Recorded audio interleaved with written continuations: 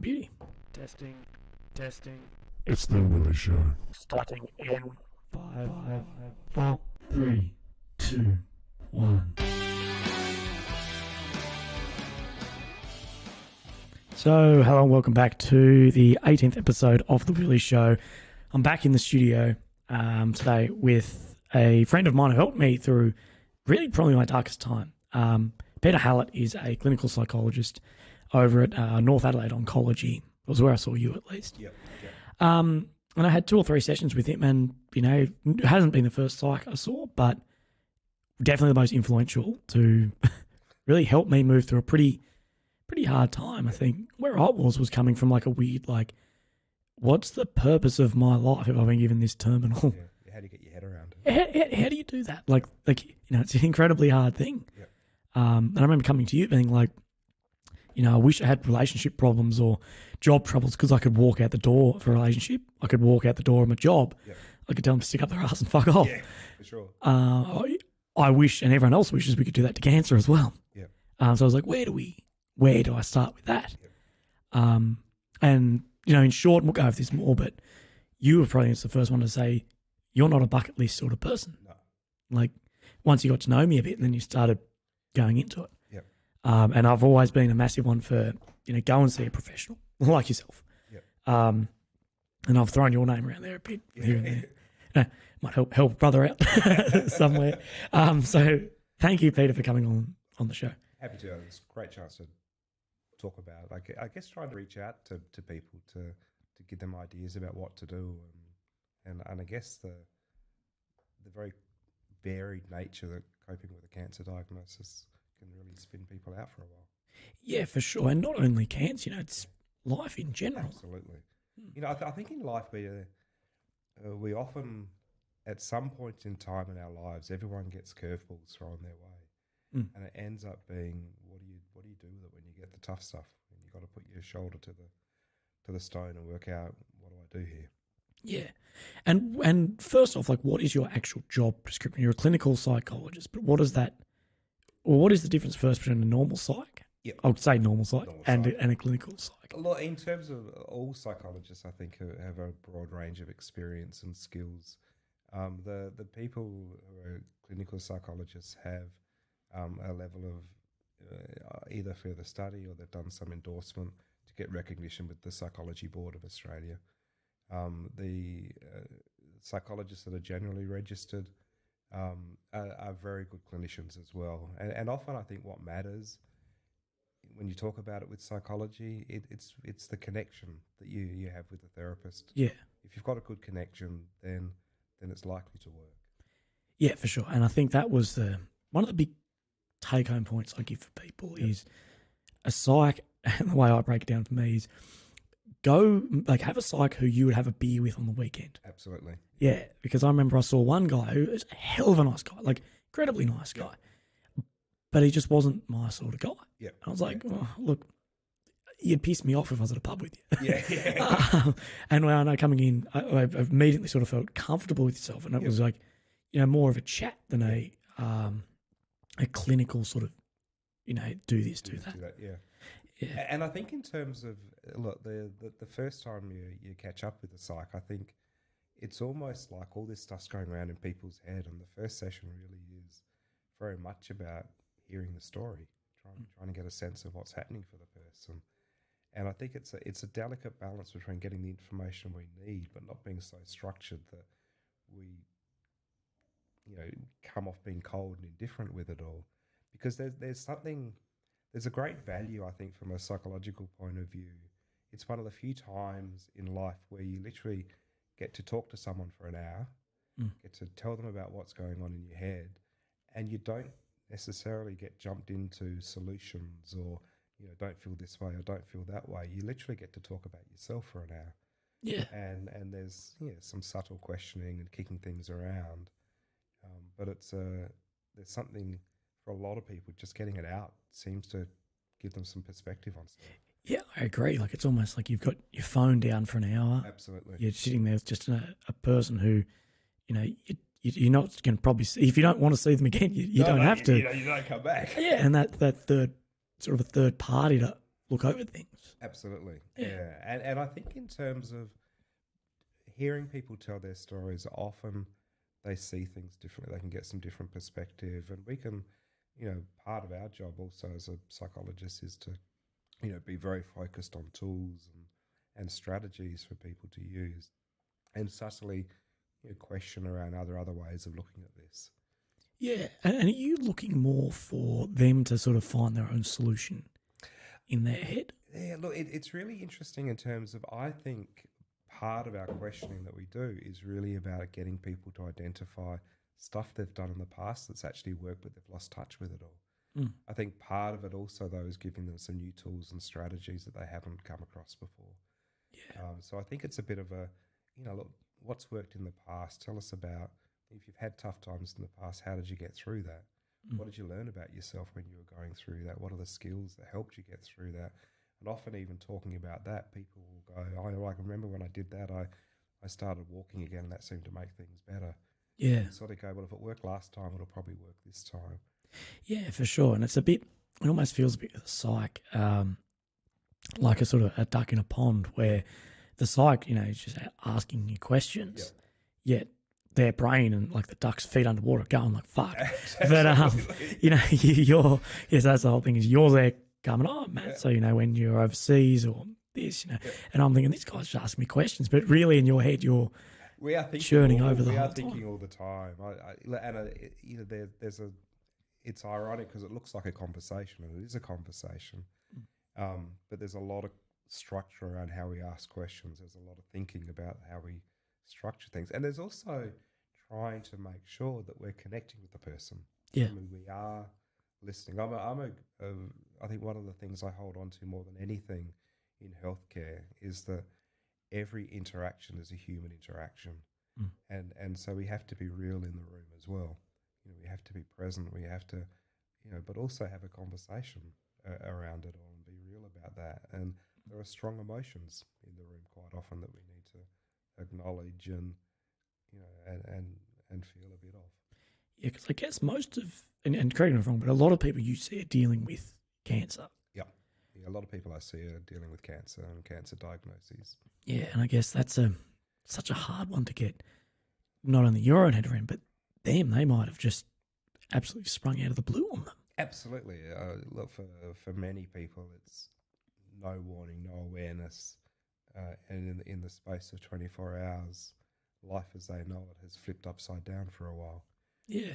And that initial shock, and I think there's a real, particularly around cancer, the word cancer has so much baggage attached to it all.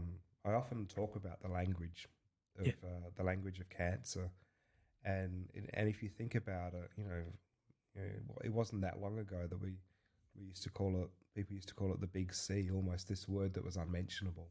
Do you know what I mean? People would be diagnosed with cancer, but you wouldn't tell them.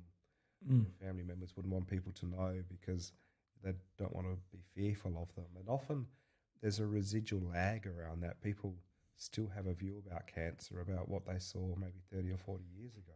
Yeah.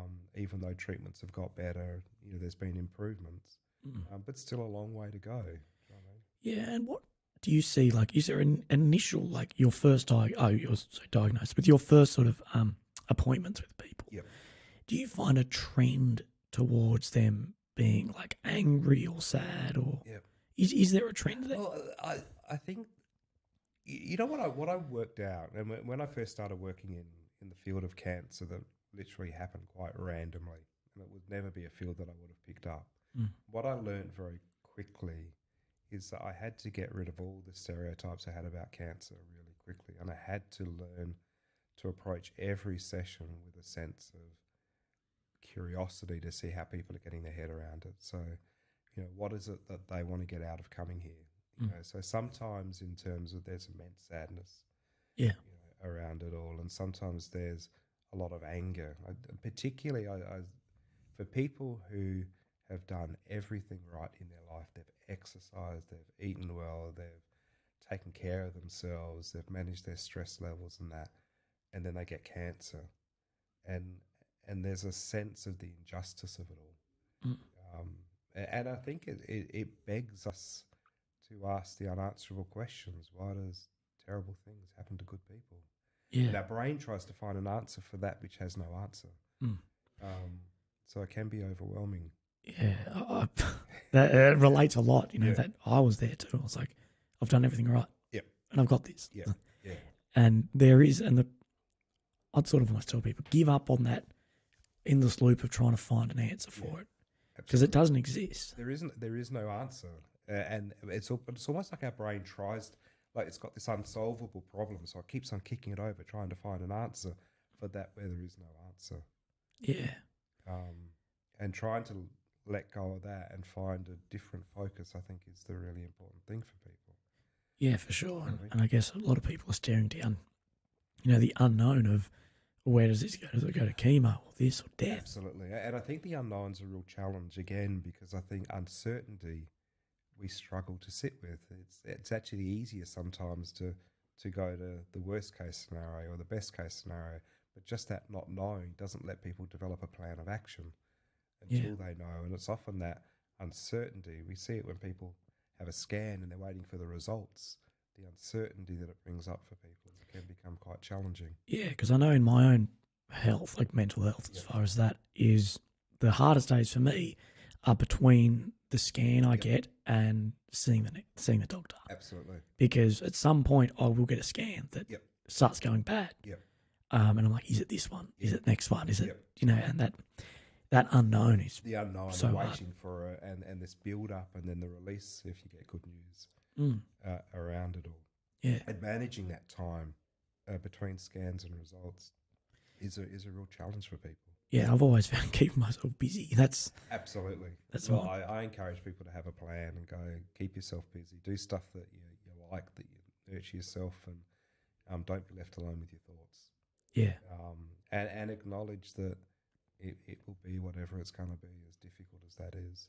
Yeah. But find a scan management plan that helps you cope and do that.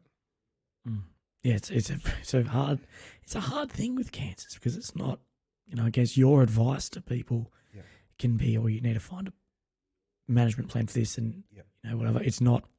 It can't be. Oh, you need to take that out of your life. You need to withdraw yourself from that scenario. No, I've had people come to me when they've been diagnosed and they've had a really confronting diagnosis, and they've come into me and they're all depressed and overwhelmed by their diagnosis, and they've said and these are people, they've got a challenging diagnosis and prognosis, but at the current time they're physically, not showing a massive range of symptoms. They're able to do a whole lot of stuff, and they've come in and said, oh, look, I've given up all this stuff that I was doing. And I've said, well, what are you doing now? I'm just thinking. And I say, well, can you pick up some of that stuff you gave up? Because that was the stuff that gave you purpose and meaning. Yeah. And now that you're just left with your thoughts, you're just left thinking about this. And so physically, if you can still do it, you've got to focus on what you can do. Yeah, I know. I was like that on my diagnosis too. I'm like, oh, I've got cancer. I can't do this anymore. Yep. I gave up so much. Yep. And it's looking back so stupid, because it's like, well, why did I do that? Yeah. Physically, I'm fine. Yep. And I think it's that initial shock. Do you know what I mean? And this is the tragedy around cancer. It's not only in terms of the health stuff it does, but it wants to mess with people's heads. So it wants to get in people's heads, get them to start worrying about the future, and then bring that worry back to now, so they get immobilized in the present day when physically they're still able to do stuff. Yeah, I guess the difference on your diagnosis of the day before diagnosis and the day of and day after, absolutely, physically is no different. No. But you emotionally and psychologically, you can actually start withdrawing. You can start disengaging. That can create this downward spiral. And what is your sort of call of action to that, as from your perspective as a professional? Look, and it depends where people are at with it. Do you know what I mean? So early on, and I apologise for the language around this sort of stuff, but sometimes you just got to call it. It's a pile of shit that's happened to these people. You know what I mean? And too often we try and move very quickly to finding solutions, but sometimes we just need to acknowledge that this is tough. This is difficult. Yeah. I mean, you've just had this really hard experience thrown on you. You're still processing it. Do you know what I mean? There's a lot of sadness here. There's anger. There's all these different emotions that are coming up. What we need to do is acknowledge that first, and then start to move in a direction that's going to be helpful for you.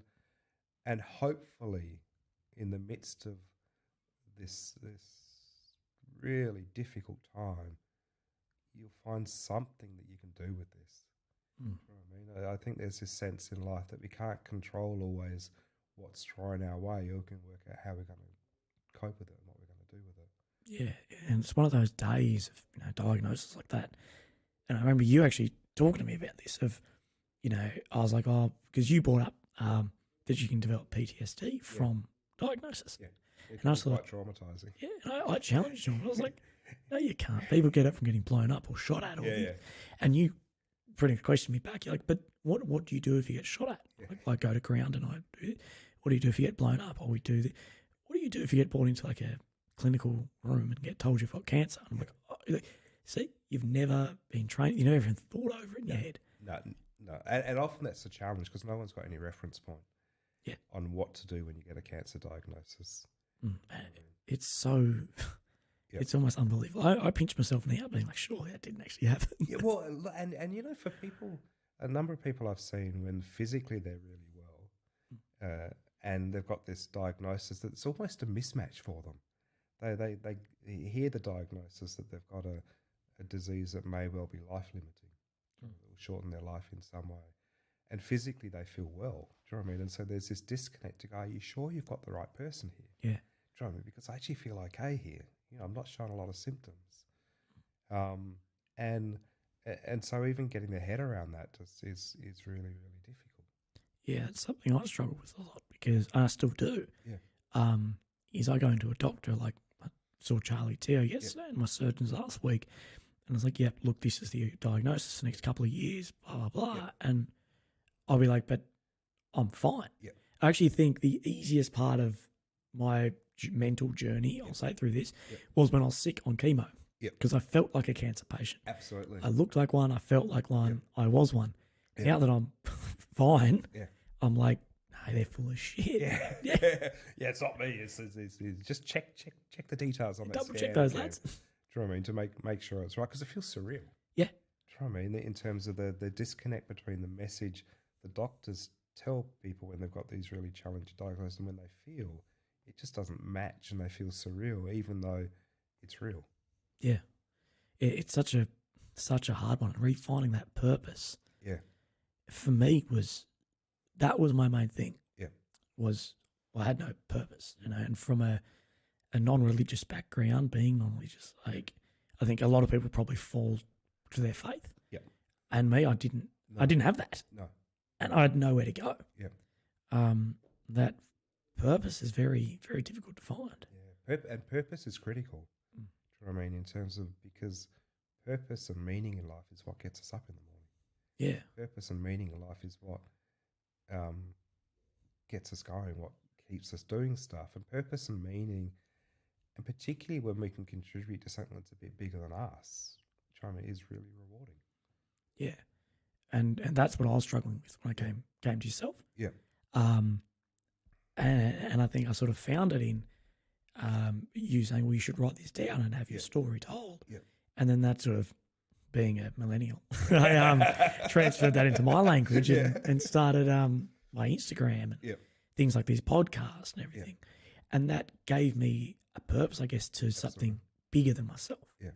And in many ways that changed my whole life. Yeah. The trying tools of refining a purpose. Yeah. But it's not hard. No. Oh, sorry, it's not hard. It's not easy. It's not easy because I think in terms of, and purpose and meaning is different for different people. And also it changes over the course of our life, depending on what's happening in our life at the time and those sorts of things.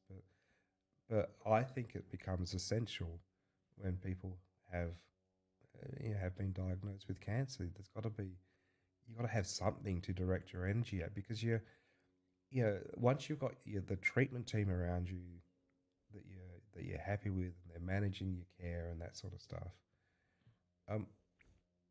there's a randomness to how this plays out. Do you know what I mean? Do you know what I mean? There's a sense of you can't you don't have a lot more control at that point in time once you've done everything you're meant to be doing. And the only thing you can control is to get busy living. Yeah. Do you know what I mean? To get busy focusing on living, and whenever these worries come up, you refocus to go, how am I living today? How am I showing myself that I'm not only living, but also not letting cancer push me around? I'm not going to let it take away more than what it needs to before it needs to. Yeah. And that's a pretty hard thing, though, to even live with. It is a really hard thing to live with. And people will have moments, because it's always there on the shoulder. Do you know what I mean? Excuse me, cracking a beer. It's something people carry with them forever. Mm. You know, they are forever changed by that experience of a cancer diagnosis. And what I encourage is that everyone's got to find their own way here. Do you know what I mean? There's no one way to do this. There's only your own way to do it. Yeah. You know, for some people, you know, the pink fundraising stuff is fantastic, and they've done a great job raising the profile and that. And some people want to wrap themselves up in pink, and other people don't want to go near it. And people have got to do what works for them around this, because there's a real sense of allowing different coping strategies here. And what can help people find what's right for them? Because I think people think I would dive headfirst in something if I knew. Yep. Almost some strategies of finding that. Yeah.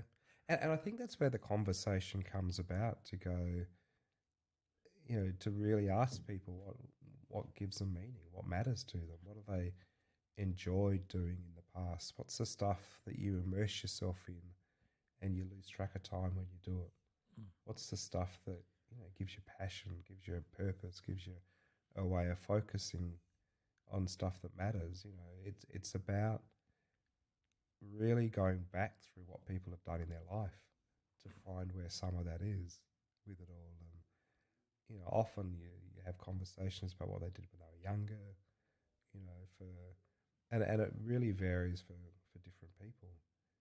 Often it's relationships. Often it's about friendships, family, you know, a whole range of things that really matter to people.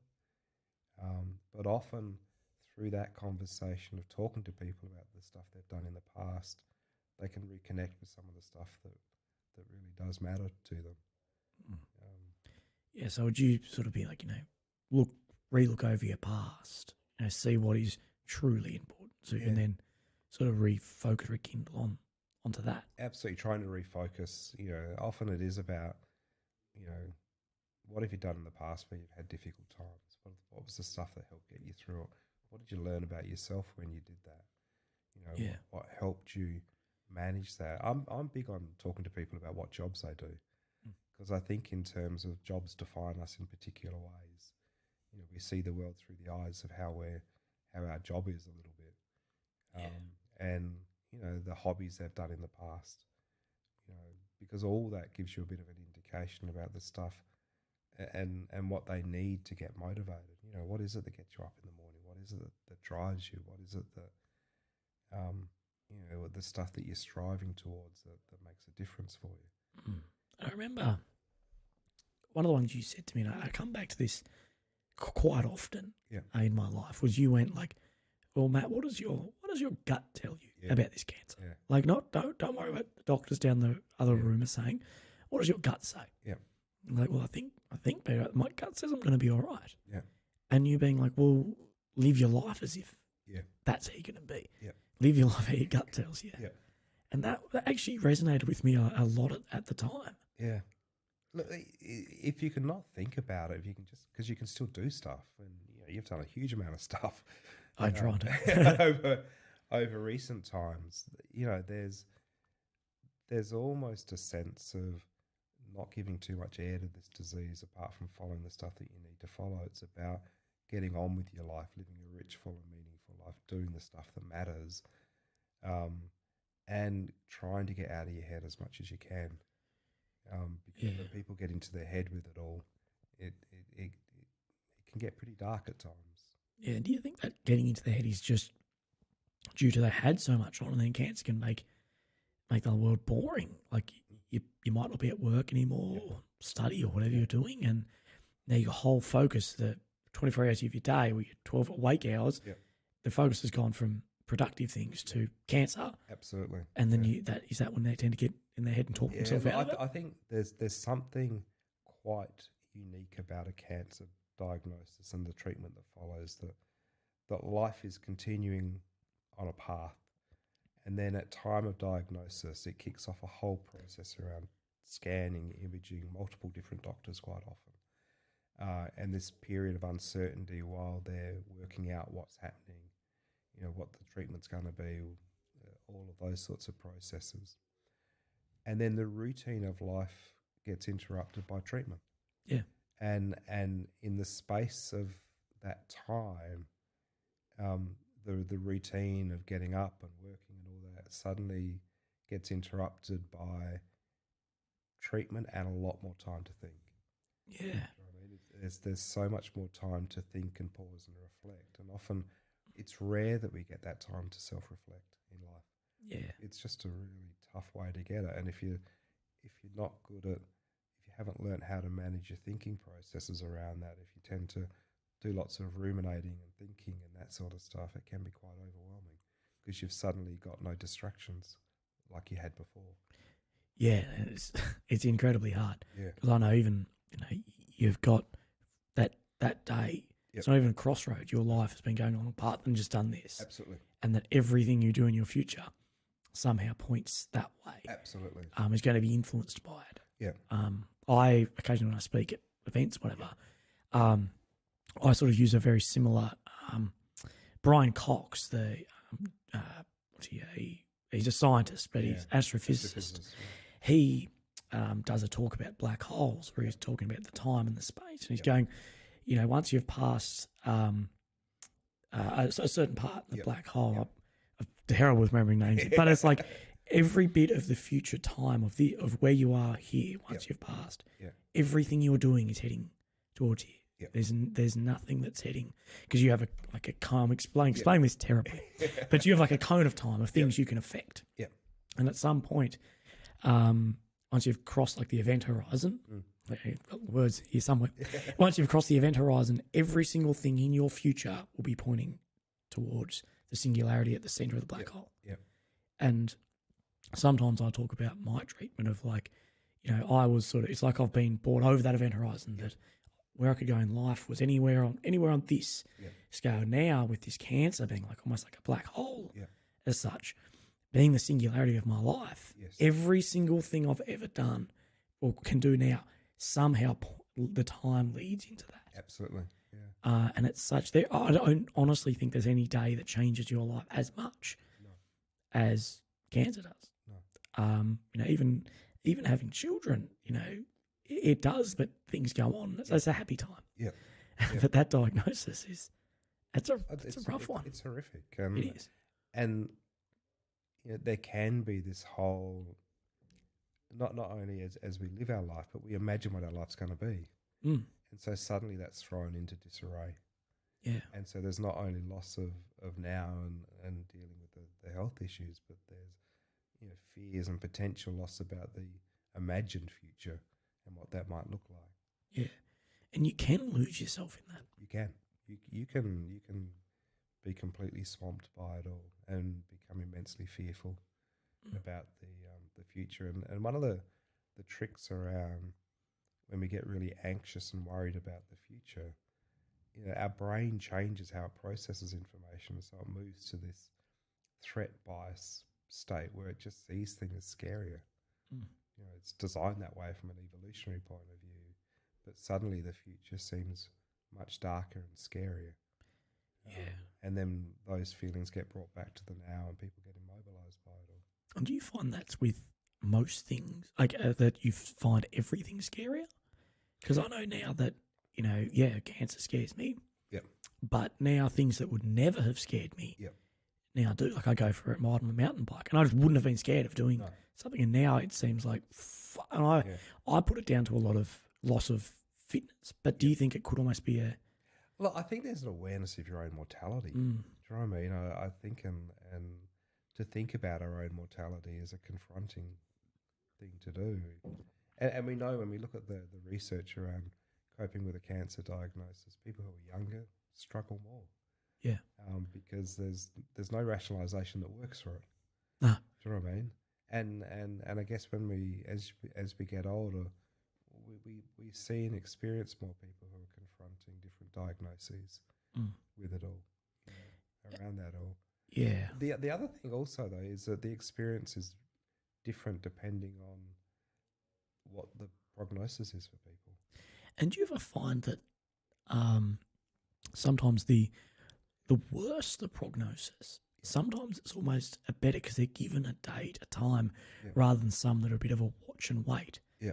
So let's say, take mine, for example. I've got no medical inconfidence at all. It's all on fucking Instagram anyway, and on the podcast somewhere. Yeah. But mine is a bit of a watch and wait. Like, Willy, we know this is going to go bad. Yep. It might be 6 months. It might be 16 years. Yep. But at some point, this will catch up with you. It will change, yeah. Do you sometimes find people with that deal with it worse or go harder than someone who's been, you will die in 6 months? Yeah. Look, but even with the time frames, they're rough estimates. Oh, shit, yeah. Do you know what I mean? In terms of, I've seen people that have been given rough time frames and they sort of come back and they go, well, I'm meant to be dead, but I'm not. So what do I do now? Because I'm still here. And do you find people like that struggle a bit? Like, I didn't plan further than 12 months in advance. Basically, because they've and often even they've done everything on the list.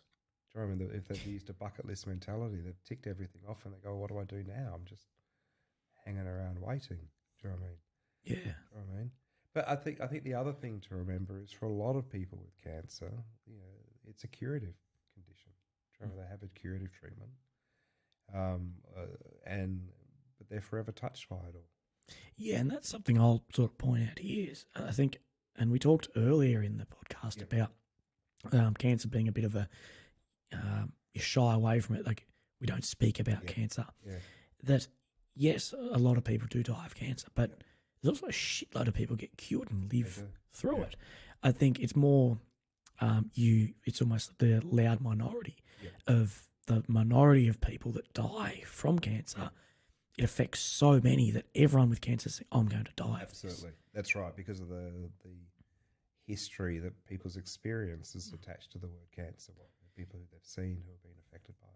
Yeah, and if you actually look at the amount of people living with it now and living purposeful lives and meaningful lives and successful lives beyond cancer. Well, look, I get a lot of people say, look, when they've been diagnosed with cancer, they go, oh, look, I see it everywhere. It's in the press. It's in the media. I'm hearing people all the time, who've got cancer. And I say, absolutely, because we have better treatments around for it all. And, people live with cancer. Yeah. Do you know what I mean? In many respects, we often describe it as a chronic disease for some people that you just have to find a way they'll manage the symptoms as you go on.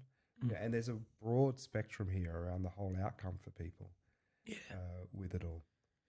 I'll even get people that will come to me and I'll say to them, why are you here? And they'll say, I'm here because my doctor told me to come, or my husband or wife or my kids told me to come. And we'll go through it and we'll go through how they're getting their head around it. And basically, they're pragmatic. Do you know what I mean? They've actually got their head around it. They've weighed up all the pros and cons, but they're getting on with life. Yeah. And so then it's, because there are, whilst, a significant number of people get anxious and depressed, a significant number of people also find a way to get on with it. Yeah, and that's, I'm against personally a little bit of the Are You OK Day move. Yep. Insofar as it is no one would ever doubt it's not okay to not be okay. Everyone knows it's okay not to be okay. Yep. Everyone knows that. Yep. My view is yes, but it's also okay to be okay. Absolutely, yeah. That I almost find with some of those callings that it almost makes victim mentality and living with something as almost okay and normal, where it's like, well, I've been there, I've been depressed and so there's no way I was happy as climbing out of it, and I could have lived there as a victim. Yeah. but I had to get okay again. Yep, absolutely. Yeah. It's not easy, and I think some of that makes it like, look, it's okay not to be okay. So I've got depression, and that's okay. Yeah. And then never look for a way up and out of it. No. And I think one of the challenges with depression is,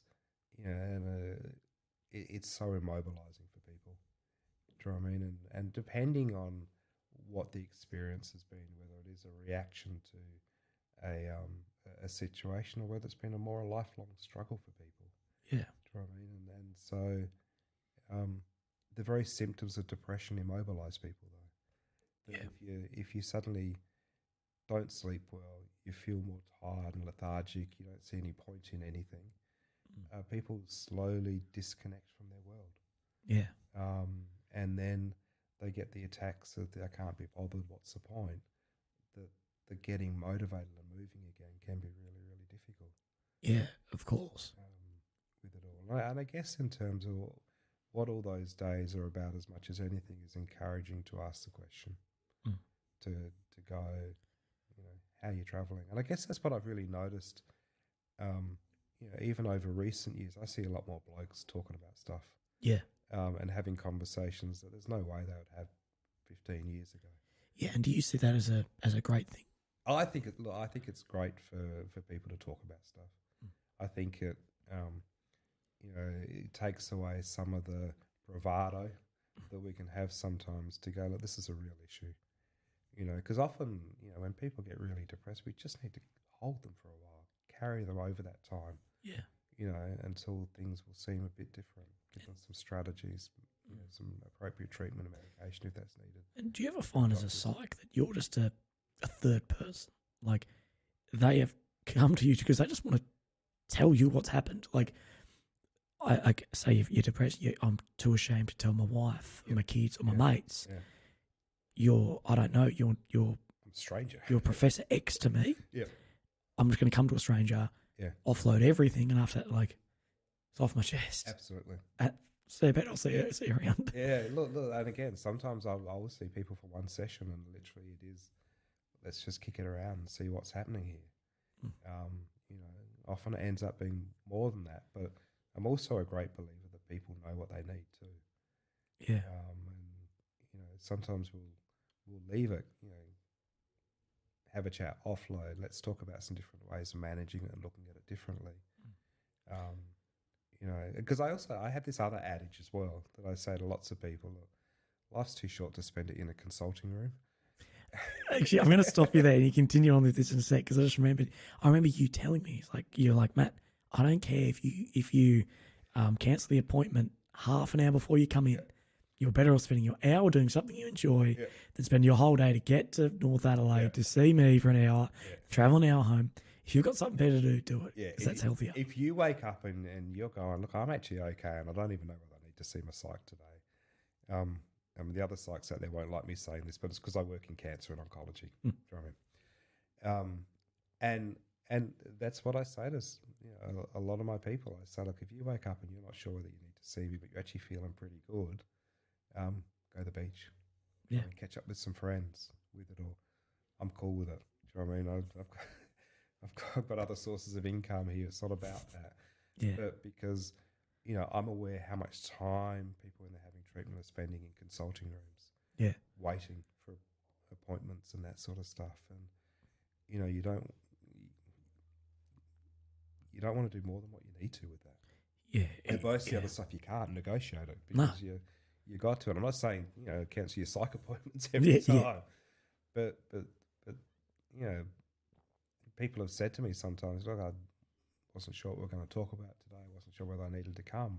And I'll say that to them. I say, look, I celebrate when people get out there and get living, get busy doing stuff. Yeah, it can definitely be overwhelming. Yeah. With cancer, the amount of in the beginning, the amount of appointments, the amount of people, the shit you're trying to learn. Oh, this is chemotherapy and this is, and I didn't even know what a fucking oncologist was. No. I had to Google oncologist, being like, oh, okay, sweet, cancer doctor. I had fucking no idea. No. But you just thrust all this shit that you, as well as anyone, is something you're interested in, you'll learn, pick up very quickly. Absolutely. I'm not interested in cancer. No. Fuck cancer. Yeah. But I have to learn all this shit. Yeah. And I'm like, oh my God, like, what do I do now? And, and taking time for yourself is so important. And there is this double-edged sword, because you get thrown this diagnosis that for many people moves into a state of shock. At the same time, you know, in the health profession, we have a language, and we have abbreviations, and just to learn your diagnosis and the language that we use and the treatment, it takes 3 to 6 months. Yeah. For people to develop the health literacy about learning about their medical condition. And we're trying to get people to make big decisions about what to do with treatment during that time. Do you know what I mean? So there's this, while you're trying to cope in a state of shock with a whole range of stuff, that it can be really, really challenging. Yeah, well, I always put the biggest fight with cancer is it's an internal one of your mind. Yeah. You know, I can't fight my cancer, like physically. No. And I think that's one of the big ones. People, fight it. I'm like, well, my body will do that naturally anyway. Yeah. The fight is keeping me fucking sane. Yeah, yeah. And fuck, there was times, you know, probably leading up to when I saw you and during, and then I eventually stopped seeing, and I've been asked so many times by family and loved ones and everyone, you're going to go back and see Peter? And I'm like, I honestly, if I walked back and see Peter, it'd be like, let's have some cold ones and catch up. I'm like, I honestly, like deep down, I'm like, I don't need to see him for anything. I got what I needed. Yeah. And to be honest, I sort of found my way there myself. Yeah, absolutely. You know, there was it was almost like I was on the right path. I just needed a bit of a push just to start sailing that way a little bit. Yeah. Almost just to talk about it and realize where my strengths were and what I enjoy. Yes. you thought of getting your story out there? Yeah. And then just, I guess for me, snowballed. Just snowballed. And Just connected. Yeah. I found something I enjoyed and something I like doing, something I've put my life into. Yeah. And I think that's where it comes back to, people know when they need it. You know, I mean, not always, but I'm a great believer that particularly around the cancer stuff, I will say to people, you know, when we're wrapping up a treatment session over time, we've seen a few times, I'll say, look, you know where I am. You know, what do you want to do? Do you want to come back? Do you not want to come back? What do you know, do you want to make another time, or do you want to leave it open? Yeah. You know, because, you know, people sort of know what they need. You know what I mean? And the difference, I think, around adjusting to cancer, I mean, everyone comes to their experience of cancer with their own history. Yeah. With it all. But also what happens is some of the strategies we talk about from a psychological point of view, they actually work. Yeah. And so when people have been able to put them in place, they work really well for people. And they feel like they can get on with it. And I celebrate that. Do you know what I mean? Yeah, I guess there's no clear-cut way, is there? No. Like, you know, someone doesn't walk into your office, you go, I've diagnosed cancer. You go, well, do this, do this, you'd be happy. You've got to sort of find your own way through your own experiences. Yeah, you got to empower people to look at things differently. And part of the conversation we have when I'm talking to people is looking at different perspectives around it. You know, you're looking at it this way, but have you thought about this? You know, in terms of even around when people's dark thoughts come up, and they can start chasing them down the rabbit hole, you know, about what's going to happen in the future and that. And you know, I'll say to a lot of people, look, you can chase that thought down the rabbit hole, but there's just darkness there, or you can use it as your brain trying to remind you to get busy living. Do you know what I mean? Turn it into a reminder about something virtuous that's going to be helpful for you, that you can actually do something about. Yeah, because, you know, sitting in a room feeling sorry for yourself, it's not helpful. Doesn't help you, family, anyone. No. And it's that bind that, you know, a little bit of self-nurturing and taking some time out can be helpful. Too much time out becomes immobilizing. Yeah, like I definitely feel like for me there was time I just needed a break. Yeah. You know, there was that time I needed to sit down in a room, and there was time I needed to let out, because a lot of my emotion comes in the way of aggression. Yep. And I think a lot of men come out like that. Yep. Or men particularly. Yep. And there was time I needed to let that happen. Yep. Yep. You know, I needed to go a bit fucking crazy. Yeah. Yeah. But then once you do, you're sort of like, oh, yeah, it's fine. I just needed that to release it. Yeah. Yeah. And even with anger, I'll often, whenever I'm working with people who bring up anger, I'll ask them what's sitting with the anger, because anger is a leading emotion. Do you know what I mean? It's often we see the anger around the cancer and that, but there's often hurt, loss that sits behind it. And so sometimes the question is, what else is in there with the anger? What else is sitting there with it all? Yeah, because it hurts you and it hurts everyone. And I think a lot of people struggle with cancer, seeing what it does to their family. Oh, there's a helplessness. Yeah. To watch it. There's confronting when you've got young people diagnosed with cancer, to watch how their parents cope with it all. It's like the natural order of life is turned upside down. Yeah, of course. It's just immensely challenging, and it obviously affects the person diagnosed with cancer the most, but it's a shared experience. It affects all those around them in different ways. Yeah, and as far as your position, you know, looking in on that, how do you personally cope with? Like, I don't envy your job at all. I love the field of psychology. And to be honest, it's pretty dark humor of me, but I was like, I was actually at work the other day telling the boys, I'm like, look, if I had more time, I'd go to uni and be a psychologist. But fuck that. I'm not sitting around for 5 years, get my qual, and then I'll fucking drop dead. That's not right. doing it. Fuck it. But and I think it's a fantastic profession, especially now. It's almost a rising profession now that we're sort of understanding people. But how do you deal with seeing these people? And, you know, you're in a fucking hard profession of being a psychologist, primarily cancer and young people. How do you go with that? Yeah, it's interesting, because even a number of clients have said that to me. They'll say, God, you got a tough job. You just hear these stories all the day. And I come back to my belief, first and foremost, as a psychologist, it's a human intervention with it all. So there's an empathy, a connection around all of that. You know, I feel some emotion around this because there is sadness in the room. Do you know what I mean? When people are diagnosed. But what a privilege to be invited into people's lives, to be able to walk with them for a period of time and hopefully bear witness to their story and give them some strategies along the way that might help. You know, there's this unique privilege being able to sit with people for an hour at a time and to hear their stories, to be able to see how they see the world, make sense of it all, and kick around some ideas. Do you know what I mean? There's an incredible humanity that I feel immensely privileged as a psychologist to be involved in that profession. You know, and my belief is I need to feel some of the emotion in the room because it's a human interaction. I'm not a cardboard cutout when I work in therapy. If I'm not feeling some of it, it doesn't work. But if I get swamped by it, I can't be effective. With it all. It's an incredible outlook on it. Yeah, it's look, for me, it's such a privilege. You know, and you know the other privilege that comes with my profession. So often we hang around with people that are like us. Yeah. Do you know what I mean? That are similar values and attitudes and all that sort of stuff.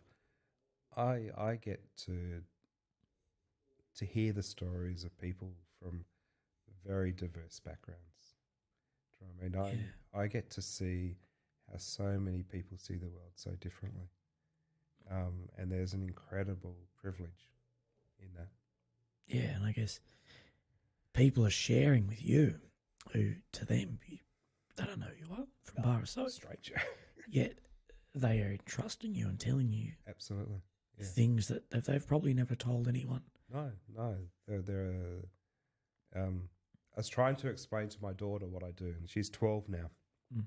And when she was 3 or 4, 5, I said to her, she was trying to, what does a psychologist do? And it's a hard one to explain. I said to her, I'm a professional secret keeper. Yeah. You know what I mean? People tell me their secrets. People tell me their stories. We talk about it, and I bear witness to them, but I keep them secret. Yeah. And so, we hear a lot, and it's and we need to look. We have supervision to help cope with some of the stuff we hear and the stories and the experiences around that. That's part of our registration processes. I have a very strong belief in the human condition. I have a very strong belief that most people are basically good. Yeah. Do you know what I mean? Everyone's doing the best they can. Sometimes it's suboptimal, but we're all trying to do the best we can on this world. And we've all had different challenges, and some people's best isn't okay with some of the terrible stuff that some people do to other people. Definitely. But we just, I'm privileged to be able to hear people's stories. I'm privileged to be able to give them some ideas and strategies around it all. And, it's a bizarre concept to go into a room with a stranger and talk about some of the stuff we talk about. Yeah, and you say, and I agree with you saying this privilege. Yeah. And it is, a lot of the people that shared things with you, they took that to the grave with them, and you'll take it to the grave with yourself. Yeah. And do you sort of feel like the more or the longer you are a psychologist, the better you become at the job, just because because of course you can draw on all those experiences, all those thousands of hours of talking. Yeah. You can draw on that to sort of rebuild yourself to then talk to others better. Well, I think you certainly develop your skills, but each story, each human that works in the room is a unique story. Yeah. And I think we always run the risk, once we think we know what to do completely, then we stop listening. Yeah. We stop being curious. We stop hearing the subtleties of the conversation. And everyone's different. We've got a lot of strategies around mindfulness and cognitive behavior therapy, acceptance commitment therapy, a whole range of stuff that's got really good evidence to support its effectiveness. And hearing the story is really important, validating the experience of people, sitting with those emotions. So often in life we don't sit with strong emotions anymore. Yeah. Do you know what I mean? And I'll see people, I have people in front of me crying, and I'll just say to them, just breathe your way through this. Do you know what I mean? Let's just sit with this for a while. Just breathe your way through it. Because the paradox being that the more you try and stop crying, the more you cry. Yeah. Whereas if you make a bit of space for that emotion, it tends to settle for many people. Yeah, it's an incredibly hard job. Yeah, although privileged. You're privileged. You are, but keeping focused, for hour sessions at a time, and really giving yourself to that person truly, like the world may not exist. It's you and me in this room. Yeah. Nothing else outside this room matters. Yeah. I think that is, a massive privilege. Not many people anymore get to sit down and talk like that. No, it's rare to actually, to be able to sit down for an hour at a time with people is not common. And I guess that links back to the whole sort of studies, psychological studies in families and sitting down at the dinner table and having dinner together. That time together is rare now. Yeah, and we know routine and family rituals and all that stuff makes a difference because it makes it a habit. The more we can structure those conversations into our day, the better it is. You see it with kids. I heard this thing on the radio. They were talking about when the relief some parents feel when their adolescent kids get their car license. Yeah. And this person was saying but beware because you miss the car conversations. Do you know what I mean? The car conversations when you're taking your kids to and from sport, to and from school and that are actually conversations where you can connect with people. Yeah. But once the kids have got their own license, how do you replace those conversations that you used to have in the car to make sure you're having them somewhere else? Yeah. Because we are so wrapped up in technology now. Oh, yeah. That we just don't always make the time just to sit down and have a chat. It's precious. Do you find that people almost tend to now rely on alcohol to have that chat, that they go to the pub with their mates to, loosen up a little bit, and then that'll almost force them into the chat? Yeah. Yeah, look, and alcohol's a tricky one. Certainly for people who get anxious, some people use alcohol as a way to help settle them and calm them down and those sorts of things. And, I think it depends on the environment. I worked in a country town early on when I came out, and I must admit, everything socialised around the pub. And it was only when I left the country town that I went, whoa, yeah, every night. Yeah. Minus a couple. And it wasn't, there's a couple of drinks each time, but every social event was at the pub. You'd catch up at the pub, you'd always do all that sort of stuff. And and my mates know I'm not a big drinker at all. But it was interesting how the two became hooked together really easily. Yeah. And so being mindful about all of that, I think, is a really important thing. Yeah, because it's hard to lose that social interaction at one point at the pub. Yeah. But then all the negatives that come with it as well. Absolutely. It's a really hard balance. It's a really hard balance, and depending what your mates are like, whether you can, catch up without drinking to excess. Yeah. Because it's a bit hard once the two become linked. Yeah, it's a very hard one. Yeah. I actually do remember talking to you about alcohol. Yeah. And you being like, why are you reliant on alcohol? I'm like, Yeah. no, it's just a big social thing Yeah. for me. And you were saying like, well, if you honestly feel like you can control it, Yep. then you would lose more by giving it up. Yep. Than having a few, there's no harm in having a few beers with your mates and talking a bit of shit. Yep. To be honest, I think it's one of the best things you can do. Look, talking shit with your mates is really important. Yeah, but those chats that we put as talking shit are fucking really important. Absolutely. Psychologically. Yeah, yeah. And it is one of I think when we go out with our friends and, it's one of those times that you can literally spend a day together. Yeah. Over the course of a night. You sort of go, I've been out for, 6, 7, 8 hours now. And there's been a lot of conversations over that time. Some a bit philosophical, some not so. Yeah. Do you know what I mean? But there's a lot of conversations around all of that sort of stuff. Yeah, I remember talking episode 4, I believe, of this podcast was with a career firefighter, Dan Graham, and him talking about, the biggest chat, the best chats you ever have are in the cab of the truck. Yeah. Hitting someone. We always sort out all the world's problems, everything. But I guess, in a career like that, primarily men together, that's probably super important, those conversations for them. Yeah. They're together in the truck. Yeah. They rock up at a motor vehicle accident. And it's a terrible situation. Yeah. The same guys are back in the truck together, heading back home. Yeah. And I think that's incredibly important to have that bond that they can have. Yeah, and because it's a shared experience.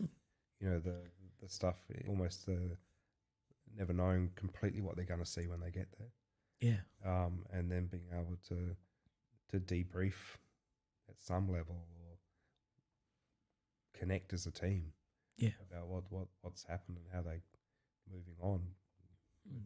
You talked before about the car conversation with your kids. Yeah. For someone with adolescent kids, what would you say is a good way of replacing that?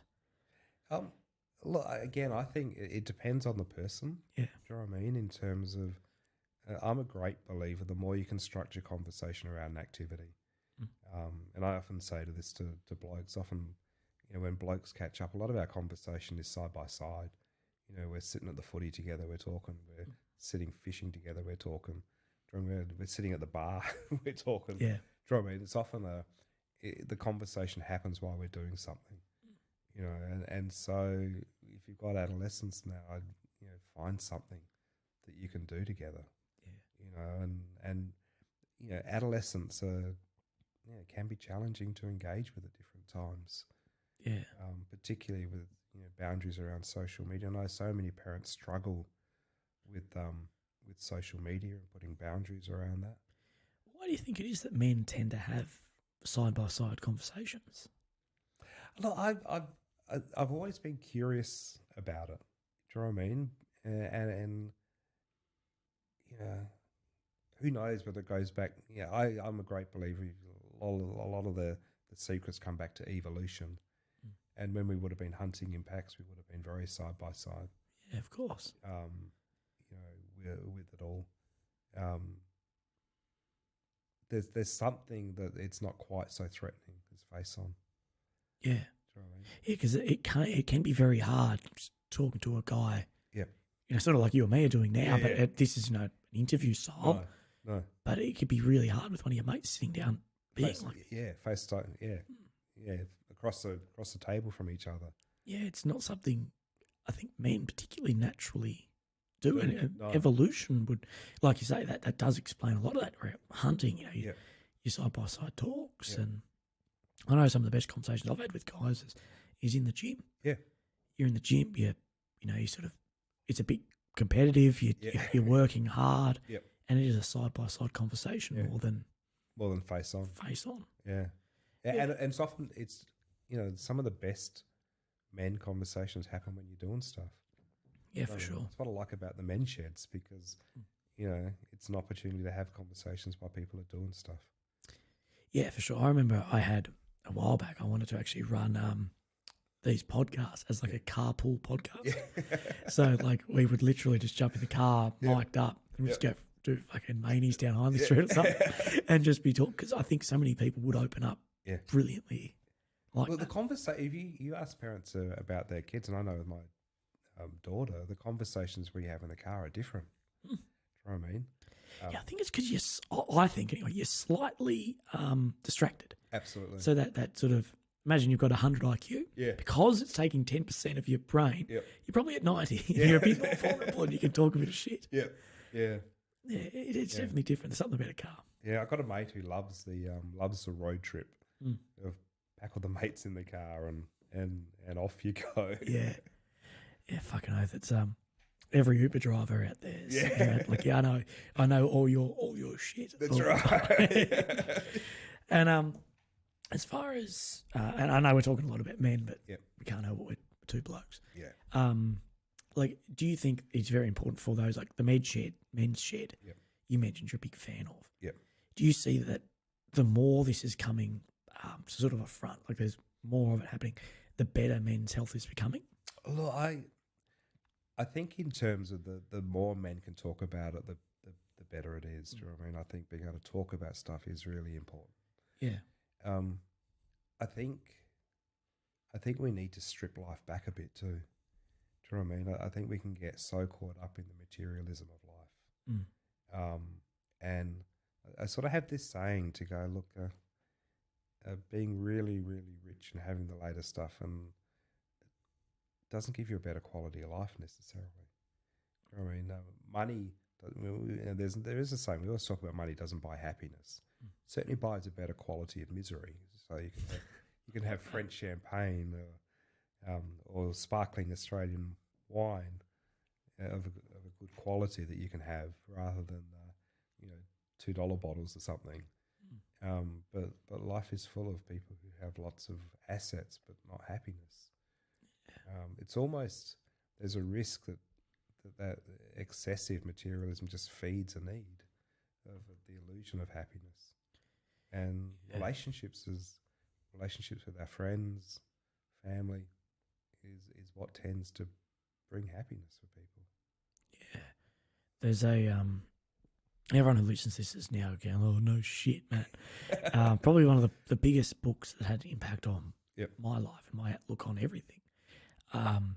To a degree, well, two actually, but the first one was Sebastian Junger did a book called Tribe, and it's primarily about PTSD, but mental health as well. That people are significantly happier when we're together. Yep. So, and he pulled out just a statistic that the lowest rate of suicide ever in London's history was in the Blitz when they're getting bombed. Because they're in the shelters together. Yeah. They were doing everything together. And the lowest rate of people checking themselves into medical facilities ever in America or in New York was the weeks following 9/11. Because they were a community again. Absolutely. Yeah, you connect up your body, you suddenly reach out and talk to people you don't normally talk about. And I think Australian and particularly Australian men are actually really uncomfortable at doing it. One of my biggest experiences that was fucking weird for an Australian and normal, they didn't think anything of it. I ended up in Finland 18 months ago, a bit more. And I remember I was staying with this girl and I went to stay at her parents' house. And the first thing we did, I walked in, g'day, Matt, bit of broken English. And, well, you need to come in the sauna. Next thing, this girl's my age, I'm 22 at the time, 21 maybe. And I end up within 5 minutes being in her house with her mum and dad naked in a sauna in their house. Where do you look, Matt? I know, but like you say about stripping it back, I think the Scandinavian countries, because I think we have such an easy way of living in Australia. We're a very wealthy country. The weather's fantastic. That plays a massive part in it. If you go outside, you're not going to die. It might be cold, but you're not going to die. Where they have to be a community because it's minus 40. You'll die if you're heated. You're dead in the gut. And I think, fuck, that stripped it back. And it was like, we're sort of just ourselves here. And it felt like they had such a better community feeling. I think that's almost what we're missing a bit. Yeah, look, I think, I think there's an absolute epidemic of loneliness. And, I don't think we've nailed how do you form new friendships. It's not an easy thing. Often our friendships are hooked around the people we connect up with in our, school or 20s. How do you keep adding to your friendship network and all of that? And, I've got a group of mates I've known since grade 3 and I picked a few up along the way. And I can remember when we first left school, it was really hard to maintain it. And what we've done over recent years is we just add traditions, So we've pretty much always had an old scholars dinner where we'd go out for. But over recent years, we added Christmas catch up. We do the City to Bay every year. We now do go out for breakfast once every 4 to 6 weeks. We just add more and more rituals that almost have a predictability around them. And almost an accountability to Yeah, absolutely. If Peter doesn't rock up one time, well, what's wrong with Pete? Absolutely. Do you know what I mean? In terms of that sense of, you're expected to rock up. And if you don't, and the interesting thing is that what brought us together, even they really stripped a whole lot of stuff away for us as a group, is when a mate killed himself.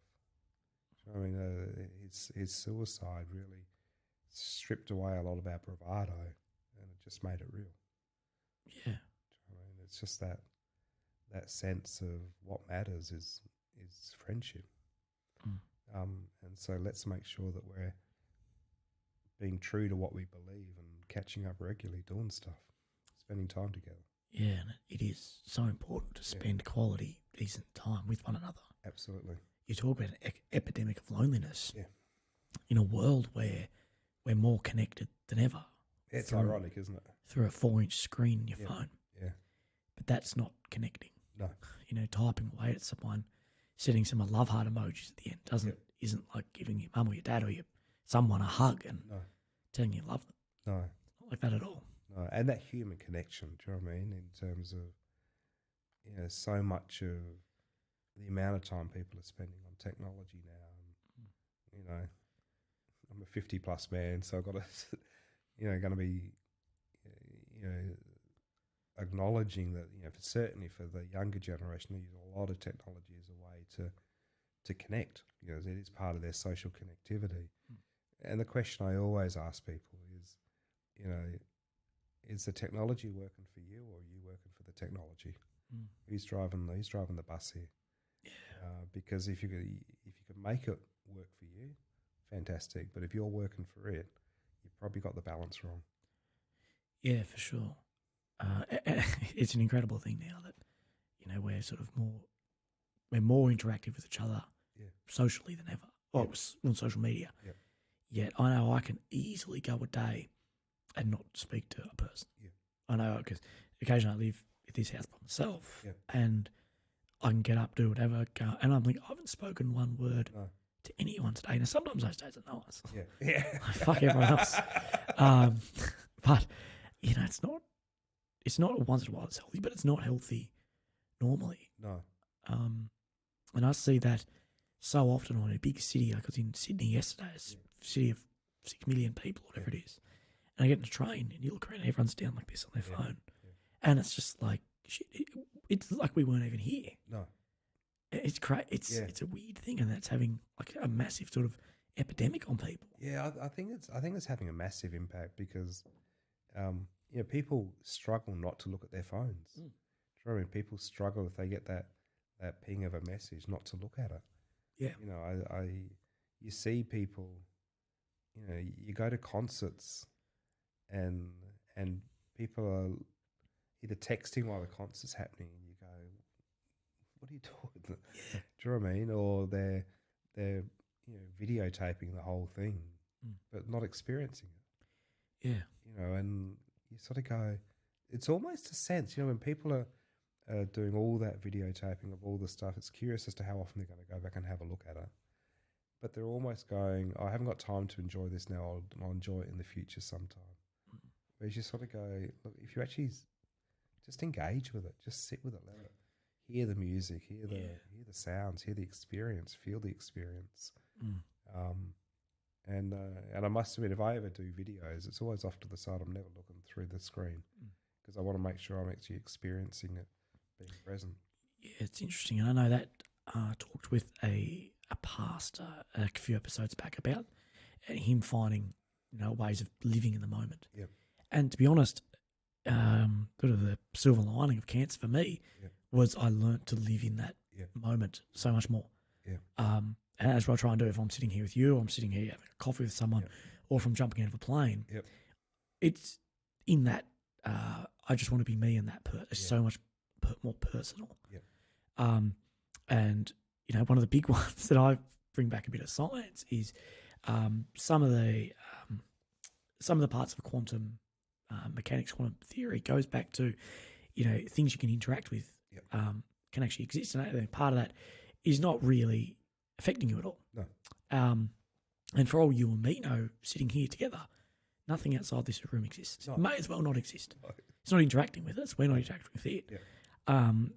Why let it exist? It doesn't matter what I've got going on tomorrow or or what happened today. Yeah. At this point, right here and now, it's Willy and Peter, and that's it. That's it. Yeah. And I know cancer, in a pretty hard way, taught me, I think, to do that. Yeah. And I have to sort of pinch myself sometimes because now having a bit of a formidable Instagram following, I'm like, I'll be something like, oh fuck, I meant to put that on my story. Like, shit. Like, I'm like, I haven't put it up for 3 days. I'm like, oh, like, here's my coffee. It's a lot of work, isn't it? It's a fucking shitload. Yeah.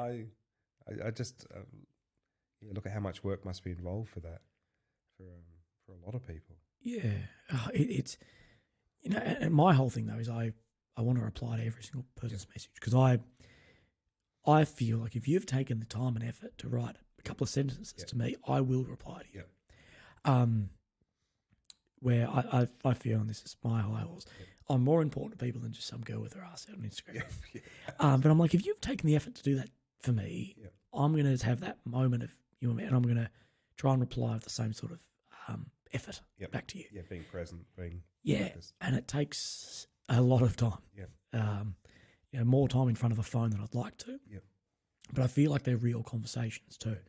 It's not just me sending Snapchats my face to people. I do that, but like, it's not just that. It's someone might have told, oh, I've been diagnosed with this or whatever. I'm actually going to put some effort into this. Social media is hard. But used correctly could be the greatest thing ever. It's the greatest thing that's ever happened to me. But used correctly. Yeah, and I think it's a really powerful medium because you can reach out to a whole range of people really quickly. Yeah. The way I've put it before is what it's given me. Now, I honestly believe there are so many negatives to social media, massive. But what it's given me is, 13-ish thousand followers, is every single day I have the opportunity to speak to 13,000 people. Yep. How many people in the world get to stand on a podium and speak their mind to, 500, 1,000, 10,000 people? Yep. How fucking blessed am I that I live in a day and age where I can, I can send that many people a photo of my food, but I can also share my deepest emotions and my life with these people. Yeah. And I honestly think that's a pretty magical thing. And it's never happened before in humanity. No, and the power is you can get traction quickly. Yeah. I mean, if you happen to get really good traction, it can balloon really quickly. Yeah. And you can make a difference to people's lives. Do you know what I mean? You can have, like you say, real conversations. You can have meaningful stuff. Yeah. And do something that's bigger than you, something that's greater, that gives you a sense of meaning. Yeah, and I think that's where my purpose came out of our sessions was you were like, look, you don't strike me as a bucket list guy because you've just gone and done things. Yeah. And this would have been our second session after you sort of learned who I was. Yep. And like, you need a purpose in your life. Yeah. You need to find that. Yeah. And it was about self-exploration. Yes. I was sort of like, come on, Peter, give me some fucking answers. I didn't come here to be lectured. That's sort of what I was thinking. But it helped me sort of find it. Yeah. And honestly, the amount of people I've told about, yourself, even not by name, but, that helped me. Honestly, I was in a really pretty bad place when I saw you. Yeah. I didn't know where my strengths were. I never had identified any strengths in my personality. There was things I knew I was good at. Yep. Most of that revolved around work, but never, this is what I'm really good at. This is my strength, not just what I'm good at. And sort of identifying them over that first session and talking, and then, how to put them into action in the sessions following changed my life. Yeah. Well, it's great that it made a difference. Do you know what I mean? In terms of, because I think you connected with your values, you connected with the stuff that mattered to you. You behind all of our actions are the things that are important to us, are our values and the things that drive us. And I think in terms of good sessions with psychologists, and that it is about enabling you to discover what matters to you, but actually facilitating that process. Yeah. If we just give you an answer, that's not going to work because it might not work for you. Yeah, exactly. Everyone's different. Yeah. But through that conversation, we can trigger thinking processes that people reflect and walk away from the session and start to put stuff together. Oh, for sure. And there's an incredible power in that. And I remember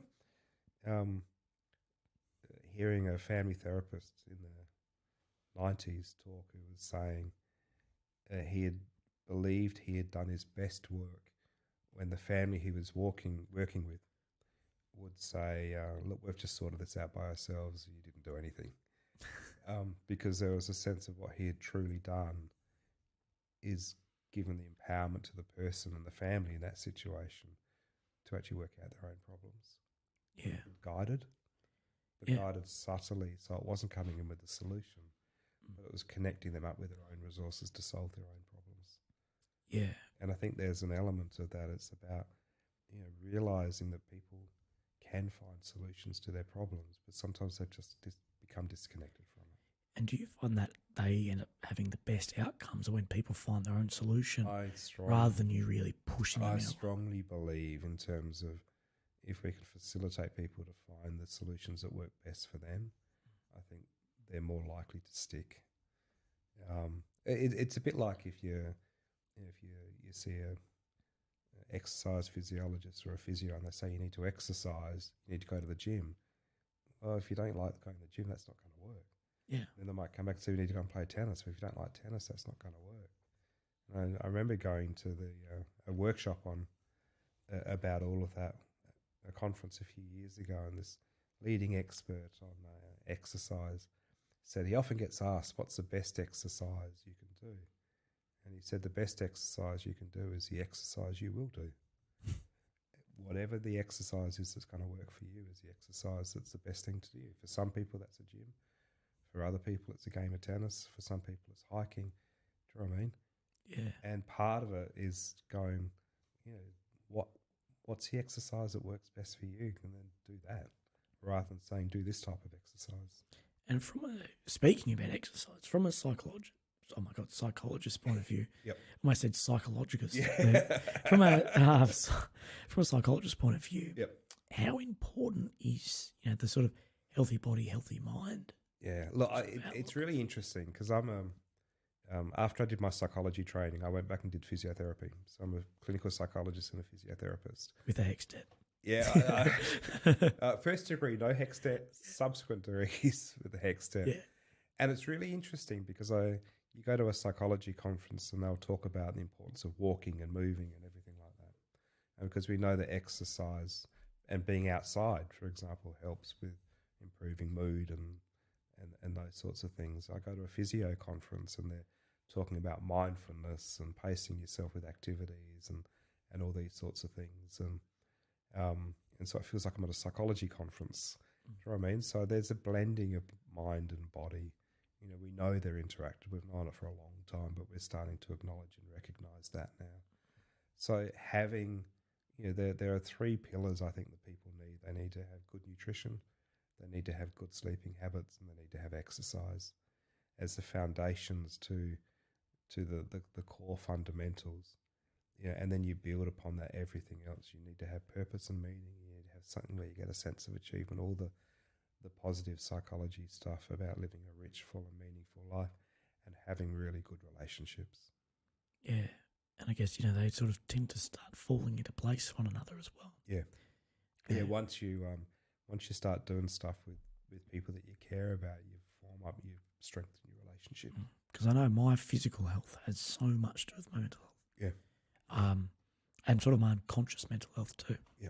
I've spoken a lot before about nearing the end of because I did 12 months of chemo. Yeah. Nearing the end of it, I had all these recurring dreams. Yeah. The most prominent of which was I was climbing like one of those big city tower cranes, and my feet slipped, and I couldn't pull myself back up onto it, which normally I could easily. Yeah. Or I'd be trapped under something, I couldn't push it off me. And this recurring dream was coming mentally because I felt so weak. Yeah. Yeah. And it was a really hard one to do because I did feel weak. Yeah. And it was affecting my mental health so much. Yeah. Look, and for young people, often the cancer experience for them, it's the first time their mind says yes and their body says no. Mm. Do you know what I mean? Oh, and too much. It's such a confronting experience to go, my mind says I can do this, but my body says no. Mm. And normally my strategy is I push through. Do you know what I mean? But my body says no. Yeah. So I need a different strategy here. And people don't understand the cancer fatigue that... No, whole body experience. It's from chemo kills every cell that's rapidly dividing. I tell you, it's from your eyelids to your pinky toe. Yep. Everything is tired. It's not a push through. No, it's not. It's a whole body experience. And I often notice for some people there's the cancer fatigue at the end of their treatment. There's a real sense of I can't do anything. I can't push through. I need to rest. I need to take care of myself. And if they're not careful over time, that cancer fatigue can shift into more a depressive, I don't want to, I don't feel like it. Yeah. Do you know what I mean? And I'll often balance with people to go, is it the I can't push through here, it's a fatigue issue, or is it I don't want to, I don't feel like it? Which one is it here? Yeah. Well, I know I had a thing up recently about getting back into my health and fitness and everything. That the end date of my chemo, it was 12 months all up. Yep. The 12 months from that, I was going to do a 100K ultra marathon. Yep. And it was almost proving back to myself that I am strong and I am fit. Because I know I did have a sort of mental lag of I can't do that. When my body could. My body wasn't used to dealing with the pain anymore. No. Because you build a pain threshold and that sort of balls threshold of, grit your teeth and you're through something. Get through it. And I'd lost that because I hadn't trained that sort of mental muscle of doing it. Wow. Yeah. And I was like, holy shit, I've lost this. Yeah. And for me, I found the best way was doing what guys in the gym called ego lifting, which is like, if a chick walks into the gym, guys will be doing, like a static exercise. Well, fuck, what's my heaviest lift is squats. Just like racking on weights. Here we go. But I like that. Yeah, ego lifting. But no shit, the biggest thing to help prove back to myself was, like, in the gym, what am I good at? Right, my best exercise is like deadlifts. Yep. I'm just going to go and I'm just going to deadlift as much as I can just to prove that I'm still strong. Yep. I might be weak, but my biggest one I lost was like across my chest area because I barely did fucking nothing. It's pretty unnatural to work unless you're working.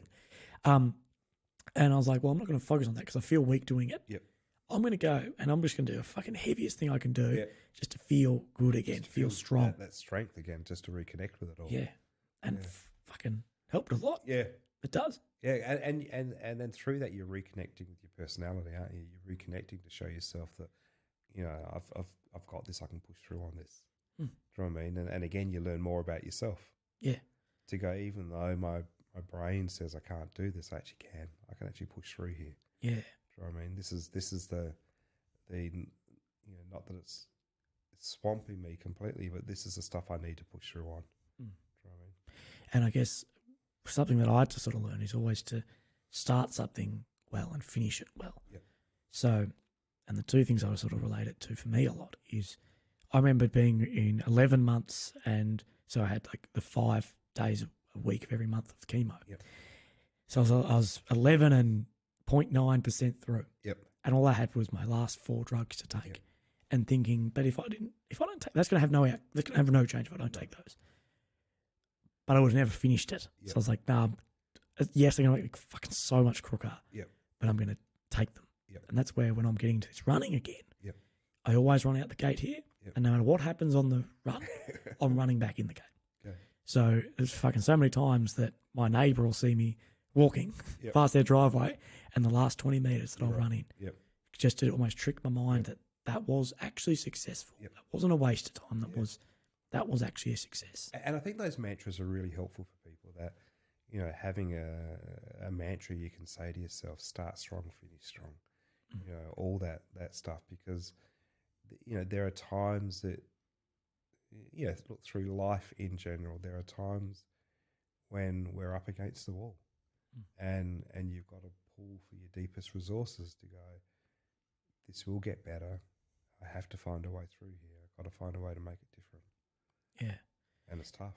It is tough. I think, life is hard.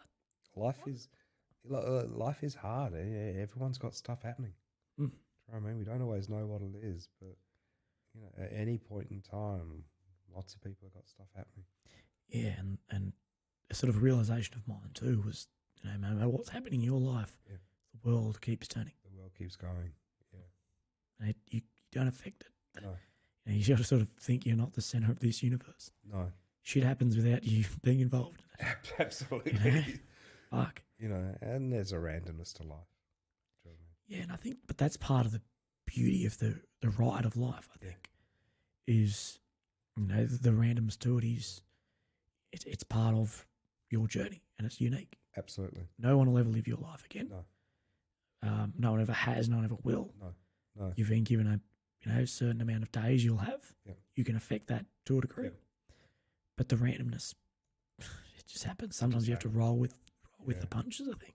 And it is this process of, and the thing I love about the human spirit is we get knocked down and we find a capacity to pick ourselves up, dust ourselves off, and get on with it all. Yeah. And people go, well, how are you going to cope? How will I cope with this sort of stuff? And I go, well, short of rocking in the corner, you'll cope because you have to, because there's no magic stop to the conveyor belt of life. Yeah. You'll find a way to pick yourself up, dust yourself off, and get on with it. It goes back to what other choice do you have? Exactly. With my diagnosis, I have 2 choices. Yep. One of which is do nothing. Absolutely. Which is not a choice. It really is not a choice. No. And the other is live. Yep. And I think that is always the choice of things. Yep. And that's what you can control. You can control the living. Yeah. As much as you can. But you can make sure you're doing a rich, full and meaningful life. doing what matters to you. It's a bit of the controllables. Absolutely. Yeah. You know, and there is shit that is out of your hand. There's a lot of shit out of your hands that you can't control. Yeah. And the more energy you waste on trying to control that which you cannot control, the more exhausting it becomes. Yeah. And that loophole we talked of going down, an answer will never come. No. I know Christopher Hitchens wrote a book called Mortality when he was dying of esophagus cancer. And him pretty much writing like, you think you're in a fight, try being up against one who you don't even know who you're fighting. Yeah. Except yourself. Yeah. I think that resonated a lot with me, that book of being like, a lot of people ask, why me? And he's like, well, ask why not me? Yeah. Yeah. You know, why not someone else? Yep. Or it's someone. Yeah, and I've had people come to me and say the if not me, who? Who would I give this to? Yeah. If I had to give it to someone else, and they've said I couldn't do that. You know what I mean? And there's no answer to the why me, as we've talked about earlier. Yeah. But it's not surprising that people go there because there is no rhyme or reason. No. Just something you got to push on. Yeah. Push on through. Absolutely. Yeah. And, you know, seek professional help when you need it. Seek professional help when you need it. Reach out to people. You know, reach out to friends. You know, and it's a real challenge because friends can be a double-edged sword around a cancer diagnosis. Sometimes they find it hard to cope with it all as well. Yeah. But reach out to people that you care about if you're feeling stuck. Talk to your doctor, talk to a psychologist, talk to mental health professionals. There's always Beyond Blue, Lifeline, those sorts of services that are really useful to call. But definitely reach out and have a chat to someone. Yeah, and I think on that we might actually end that there, Peter, with a fantastic message. And honestly, on a personal note, thank you for everything you've done for me. Oh, look, it's a privilege, as you know. I mean, I'm glad that you found our conversations helpful. Oh, beyond. This podcast, everything I've ever done, my fundraising, everything. I'm not going to give you credit for it, but the tools to find a meaning, to be able to do that, was from those. I think it was 2 appointments. Yeah. But I'm not meaning that you go and have 2 appointments with someone. If you need 50, have 50. Yeah. But whatever you need. Whatever you need. Yeah. And I think, like you say, do you know what I mean? We did the conversation, but you did the hard work. Yeah, I liked it. But yeah, it was just that little bit of a push. Yeah. Go, maybe think about this. To think about what's possible. Yeah, so on a personal and professional note as far as this, thank you, Peter, so much for coming and having a chat. And I really hope a lot of people got a lot out of this. Yep. So everyone who listened, thank you again. No problem. Episode 18 with Peter Hallet. Great. Thank you. Cheers.